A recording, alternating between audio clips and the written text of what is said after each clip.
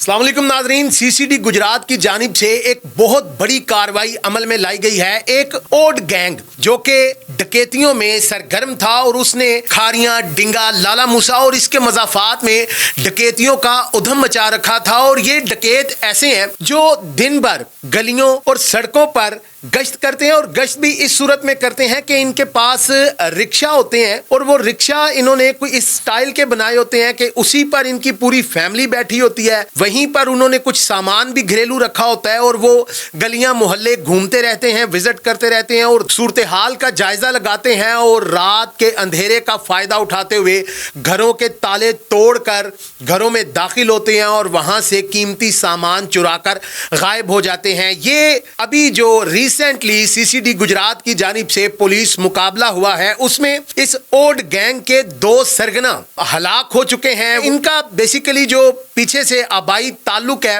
वो किसी का ओकाड़ा से तो किसी का साहिवाल और किसी का दूर अफ्तादा देहातों या शहरों से है। ये यहाँ पर आकर आबाद होते हैं और यहाँ रहने के बाद इन्होंने ये सरगर्मियां जारी रखी हुई थी। ये अभी जो रिसेंटली पुलिस मुकाबला हुआ है इसमें एक इमरान असलम जो इस ओड गैंग का सरगना था वो इस पुलिस मुकाबले में हलाक हुआ है और उसका एक और साथी यासर उर्फ बनारस, ये बेसिकली साहिवाल से था लेकिन इसने डिंगा में रिहाइश रखी हुई थी, ये भी पुलिस मुकाबले में हलाक हो गया है। ये जो ओड गैंग है ये दोनों मुलजिमान जो हलाक हुए हैं इन पर मुतद्दद चोरी और डकैती, घरों में दाखिल होकर और दौरान डकैती कत्ल करने की भी दफात के तहत मुकदमात दर्ज किए गए हैं। ये जो इमरान असलम है जो सरगना है इस गैंग का, इसके खिलाफ 32 मुकदमात दर्ज हैं। ये मुकदमात जो हैं ये संगीन दफात के तहत दर्ज हुए हैं जिसमें 392, 395, 427 इसी तरह से एक FIR इसके खिलाफ 302 की भी दर्ज है।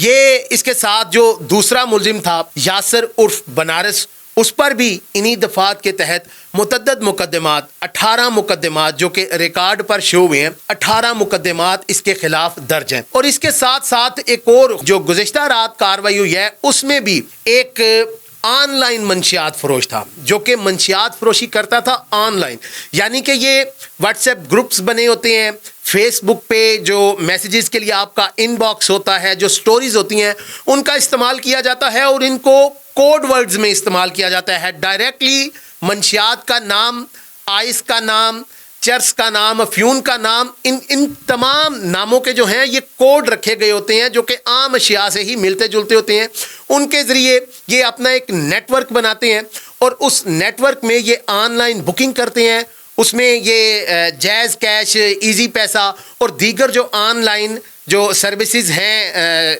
कैश मंगवाने की उनको यूज़ करते हैं और उनसे कैश मंगवाकर इनको ऑन डिलीवरी ये मंशियात जो थी वो सप्लाई की जाती थी। ये जो ऑनलाइन मंशियात फरोश था हसनैन उर्फ नोना,